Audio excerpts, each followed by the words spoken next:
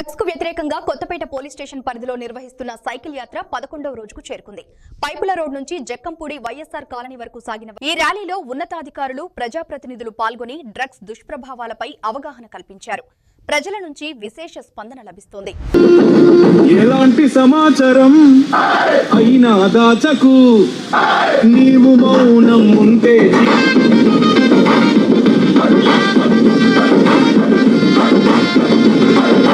మన నగరం మన బాధ్యత.